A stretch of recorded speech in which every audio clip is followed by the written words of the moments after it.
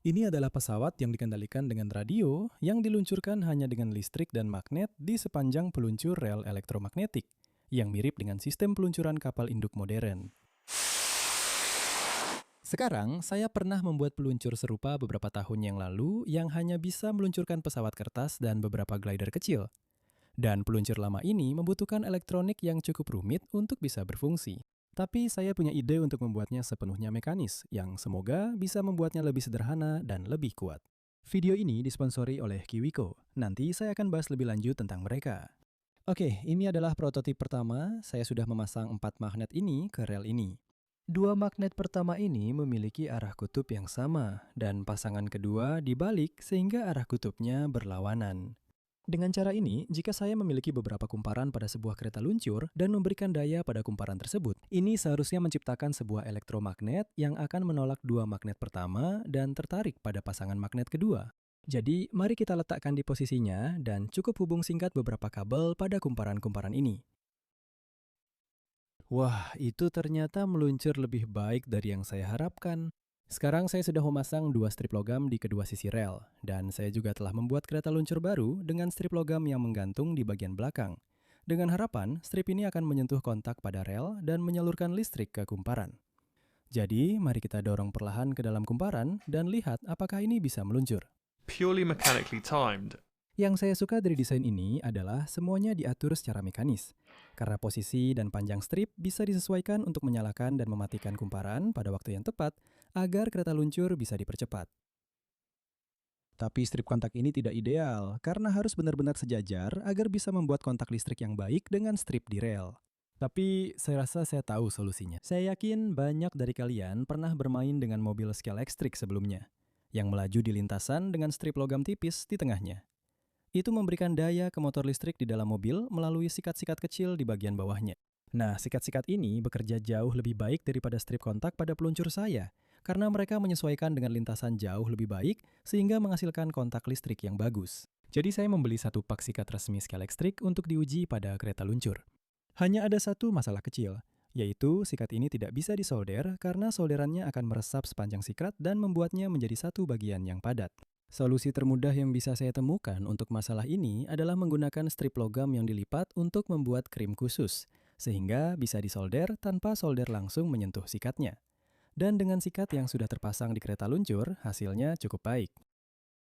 I've been doing some more designing and built this. It's essentially Saya sudah melakukan perancangan lebih lanjut dan membuat ini. Pada dasarnya ini sama seperti prototipe pertama, tapi memiliki 2 kali lebih banyak magnet dan 4 kali lebih banyak kontak. Alasan mengapa ada jauh lebih banyak kontak adalah karena ini dirangkai untuk mengubah polaritas kumparan saat melewati setiap pasangan magnet, menciptakan arus bolak-balik, yang seharusnya membuatnya menarik dan menolak setiap pasangan magnet, menciptakan 4 titik dorongan. Sepanjang bagian pendek ini, saya juga telah sangat menyederhanakan kereta luncur, hanya dengan satu kumparan di tengah, yang memungkinkan rel lebih tipis sehingga magnet bisa lebih berdekatan dan kereta luncur akan sedikit lebih ringan. Juga, dengan sikat resmi Scalextric seharga 3,5 pound untuk satu pak berisi 6 ini, yang hanya berisi sikat sepanjang 18 cm, saya menemukan bahwa saya bisa membeli solder wick ini yang hanyalah pita tembaga anyaman yang harganya hanya 3,40 pound untuk 1,5 meter. Jadi sekitar 1/8 harga per sentimeter. Dan prototip baru ini terlihat sangat menjanjikan. Sangat keren melihat benda ini memercik di sepanjang rel saat melaju semakin cepat. Namun saya memang melihat beberapa bekas pada kontak logamnya. Ini bukan masalah besar karena strip ini terbuat dari nikel yang memiliki titik leleh jauh lebih tinggi daripada sikat tembaga. Jadi saya pikir itu sebagian besar adalah tembaga cair yang menempel di sana. Tapi akan lebih baik jika kontaknya bisa diganti pada peluncur akhir. Juga meluncurkan kereta hanya dengan mendorongnya ke kontak bukanlah cara yang ideal. Karena gaya tolak pada magnet pertama cukup kuat untuk membengkokkan cetakan 3 dimensi, menyebabkan sikat terputus dan terjadi percikan yang cukup buruk. Jadi saya perlu membuat saklar daya tinggi untuk memulai peluncuran. Untuk desain akhirnya, saya mencetak dudukan magnet di Formlabs Form 4 karena printer ini mencetak bagian-bagian menggunakan resin yang bisa mengeras dengan sinar UV, yang seharusnya lebih kaku daripada dudukan magnet sebelumnya dan semoga bisa mencegah adanya lenturan yang menyebabkan sikat terputus. Selain itu, transparansinya terlihat sangat bagus. Lalu, saya menjepit beberapa anyaman tembaga yang bisa disolder ke kabel utama dan dibengkokkan menjadi bentuk C untuk dipasang di dalam braket.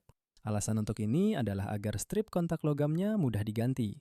Jadi, dengan membengkokkannya ke sudut tertentu, mereka bisa dipasang kedudukan tanpa perlu disolder, sehingga mudah untuk dilepas dan diganti jika rusak.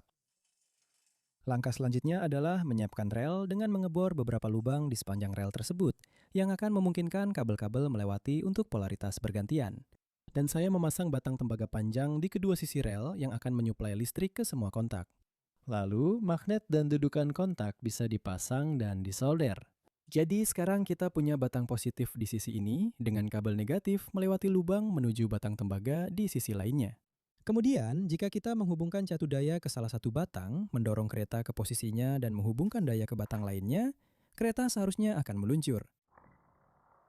Yang terlihat keren dalam gelap. Repeat this design another 9 more times for a Sekarang saya hanya perlu mengulangi desain ini 9 kali lagi. Jadi total ada 80 magnet dan 80 kontak untuk melihat seberapa cepat alat ini bisa melaju. Yang memakan waktu sekitar 6,5 jam dan mungkin akan lebih cepat jika saya menyolder langsung ke kontaknya. Tapi dengan kontak yang bisa diganti akan jauh lebih mudah di masa depan jika perlu diperbaiki. Lalu bagian-bagiannya bisa dipasang ke rel, kemudian disolder, dan akhirnya memasang magnet dengan kutub utara dan selatan secara bergantian. Sekarang yang dibutuhkan hanyalah saklar berdaya tinggi untuk berfungsi sebagai pemicu menembakkan kereta luncur. Saya mulai mencetak saklar di Prusa XL saya dengan kemampuan pergantian alatnya, yang memungkinkan saya mencetak engsel fleksibel karena saya ingin saklar ini memiliki lengan pegas yang bisa ditarik ke belakang untuk memuat peluncur. Dan engsel fleksibel ini akan berfungsi sebagai kait yang akan menahan saklar tetap terbuka. Artinya hanya membutuhkan 2 cetakan dan beberapa komponen kecil untuk menyelesaikannya. Hanya perlu sedikit penyesuaian pada desainnya karena ini belum mengait dengan andal. Jadi desain baru ini memiliki pegas di bawahnya agar lebih ringkas. Dan kaitnya sekarang berfungsi dengan sempurna. Saya kemudian memasangnya ke peluncur dan menyolder kontak-kontaknya, serta mencetak tombol peluncuran. Jadi dengan kereta di rel, ini siap untuk ditembakkan. Tapi ada masalah. Melihat saklar dalam gerakan lambat menunjukkan ada banyak pantulan karena momentum lengan saat mengenai kontak, yang mungkin tidak terlihat seperti masalah besar karena hampir tidak terlihat oleh mata manusia. Tapi dalam hal percepatan kereta luncur, itu hampir sepenuhnya melewati beberapa pasang magnet pertama dan percikan api tidak meninggalkan kontak saklar dalam kondisi baik. Saya menghabiskan hari berikutnya mencoba berbagai ide untuk mencegah pantulan ini, tapi tidak ada yang berhasil. Sampai saya teringat sebuah saklar yang pernah saya gunakan di proyek sebelumnya yang disebut reed switch. Saklar ini pada dasarnya adalah 2 kontak logam yang akan saling menempel ketika ada magnet di dekatnya. Sekarang, reed switch kecil ini hanya memiliki rating 0,5 ampere, yang jelas tidak cukup untuk peluncur ini. Tapi mungkin saya bisa membuat sendiri yang bisa menangani arusnya. Saklar baru ini memiliki 2 strip logam yang dipisahkan oleh celah sangat kecil, dengan magnet kecil diletakkan di atasnya serta magnet di lengan. Lalu, saat lengannya terayun ke atas, itu menarik kedua strip tersebut hingga bersentuhan, menutup rangkaian, dan dalam gerakan lambat, terlihat jelas bahwa pantulannya jauh lebih sedikit dibandingkan desain sebelumnya. Jadi saya sedikit memodifikasinya untuk agar strip logam bertegangan tidak terbuka, serta menutupi batang tembaga yang memasok daya ke kontak. Dan sekarang peluncurnya sudah selesai. Tapi sebelum kita meluncurkan beberapa proyektil, izinkan saya memberitahu Anda tentang peluncur yang bisa Anda buat bersama sponsor video ini. KiwiCo selalu menghadirkan pembelajaran sains dan pemecahan masalah yang menyenangkan. Sebagai penggemar KiwiCo sejak lama, kotak-kotak mereka tidak pernah gagal membuat saya terkesan. Dengan petunjuk yang mudah diikuti dan semua bagian yang diperlukan, ini adalah cara yang sempurna untuk memulai proyek sains. Sejujurnya, saya berharap dulu saya punya salah satu kotak KiwiCo ini saat masih kecil. Karena kotak ini merupakan kombinasi yang luar biasa antara membangun dan belajar. Dengan majalah yang disertakan menjelaskan konsep sains seperti inersia melalui komik kartun dan percobaan tambahan yang bisa dilakukan dengan barang-barang rumah tangga. Dan mereka memiliki berbagai macam kit untuk segala usia, jadi kamu bisa membuat apa saja mulai dari roket, botol air, hingga trebuchet. Jadi jika kamu belum pernah mencoba kotak KiwiCo, saya sangat merekomendasikan kamu untuk melihat-lihatnya. Dan saat ini kamu bisa mendapatkan diskon 50% untuk bulan pertama langganan bulanan mereka dengan menggunakan kode Tom Stanton atau dengan mengunjungi kiwico.com/Tom Stanton. Tautannya akan ada di deskripsi video di bawah ini. Terkunci dan siap digunakan. Apakah terlihat bagus? Oke? 3, 2, 1. Wow, lihat percikan apinya terus muncul sampai ke bawah. Seperti bercahaya. Itu seperti punya afterburner. Oh, itu keren banget. Wah, itu lepas landas di waktu yang pas banget. Aku tahu aku berhasil. Kamu sudah mengatur trimnya dengan pas, menembakkan anggur dalam 3, 2, 1. What do you call this? The bullet Oh, itu benar-benar berantakan. trains loaded in. Oh, itu pecahnya bagus banget. Bagus. Itu menyerap semua energi dari kereta luncur. Oh, kereta luncurnya menabrak rel. Oh tidak, jadi itu rel. Ya, sepertinya baik-baik saja. Ya, aku bisa menaruh 3 buah anggur di sana. Oh. Beberapa anggur, bro. Dalam hitungan 3, 2, 1, 3 anggur sekaligus. Aku kena jus anggur di seluruh badanku. Oh, satu nggak pecah, ada satu di atas. The speed. Kok bisa sampai di situ? Oh, tunggu. Apa ada yang kena? Cuma ada satu. Oh, pantulannya. Nggak ada gelombang. Douche. Aku nggak percaya aku benar-benar memotongnya. Douche. Lagi ngapain, Tommy? Nembak hotdog. 2, 1. And 48 volts. And aside from the sparks getting Oh, tidak. large, it's clear the 200 Ini seperti cacing. Benar, kita punya... Ini bisa dibilang apa? Kereta luncur ala kereta peluru. Kereta peluru luncur. Sudah dimuat. 2, 1. is far heavier than the 100 turn. Wah, itu tadi melesat. 2, 1. However, we can use the tracking software to measure acceleration. Sekarang peluncurnya mungkin sudah selesai, tapi masih ada beberapa pekerjaan yang harus dilakukan pada kereta luncurnya. Jadi, saya membuat 4 kereta luncur baru, masing-masing dengan jumlah lilitan kawat perkumparan yang berbeda. Mulai dari 100 lilitan hingga 400 lilitan untuk melihat bagaimana hal ini memengaruhi kecepatannya. Meaning that if all sleds were equal in mass, we'd have a Dan untuk mengukur kecepatan secara akurat, saya mencetak penanda pelacak ini yang bisa dipasang ke setiap kereta luncur. Kemudian setelah direkam dalam gerakan lambat, saya bisa mengimpor rekaman tersebut ke dalam perangkat lunak pelacak video yang akan mengukur kecepatannya sepanjang rel. Saya kemudian mengulangi tes ini pada 16 volt, 32 volt, dan 48 volt. Dan selain percikan api yang semakin besar dengan tegangan yang lebih tinggi, jelas bahwa kereta luncur 200 lilitan selalu memenangkan perlombaan. Sekarang, secara teori, lebih banyak lilitan kawat seharusnya menciptakan elektromagnet yang lebih kuat. Tapi yang tidak diperhitungkan di sini adalah massa dari setiap kumparan. Karena kumparan 400 lilitan jauh lebih berat daripada yang 100 lilitan. Jadi ini adalah keseimbangan yang tepat antara kekuatan elektromagnet dan massa kereta luncur. Namun, kita bisa menggunakan perangkat lunak pelacak untuk mengukur percepatan. Dan karena kita tahu massa setiap kereta luncur, kita bisa menggunakan hukum kedua Newton tentang gerak. Gaya sama dengan massa dikali percepatan untuk menghitung gaya dorong ke depan yang dihasilkan oleh magnet. Dan ini menunjukkan bahwa kereta luncur dengan 400 lilitan menghasilkan gaya terbesar. Yang berarti jika semua kereta luncur memiliki massa yang sama, kita akan memiliki pemenang yang jelas. Selain itu, semakin banyak lilitan kawat menghasilkan resistansi yang lebih tinggi, sehingga arus yang melewati kumparan menjadi lebih rendah, yang mengurangi beban pada sikat tembaga tipis. Seperti pada kereta luncur 100 lilitan, hampir 90 ampere arus mengalir melalui kumparan pada 48 volt yang merusak sikat-sikatnya. Saya kemudian memodifikasi kereta luncur sehingga sikat-sikatnya bisa diganti karena dipasang dengan cara dijepit menggunakan satu baut. Jadi jika perlu diganti, saya cukup mengendurkan bautnya dan menyolder sikat yang baru.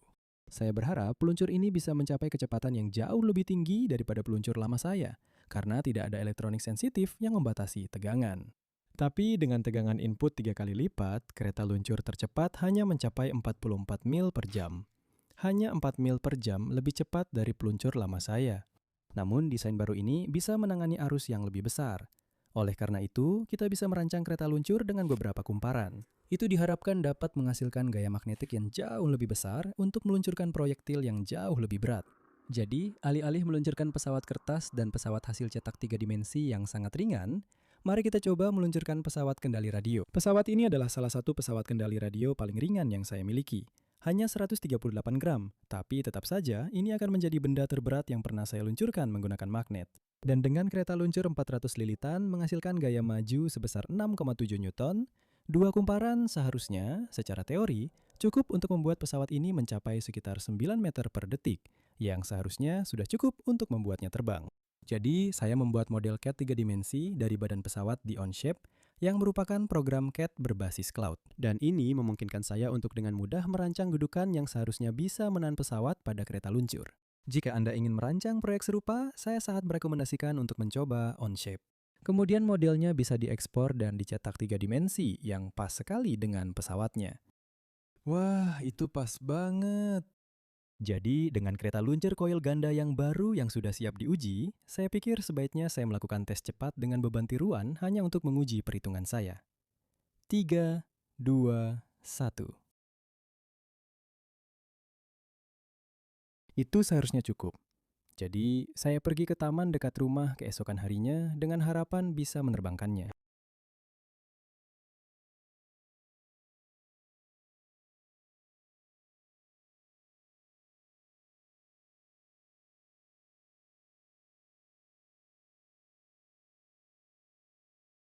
Total massa pesawat dan kereta luncur adalah 220 gram dan mencapai kecepatan 10,2 meter per detik atau 22,8 mil per jam dalam 1/10 detik, yang ternyata lebih cepat dari perkiraan saya.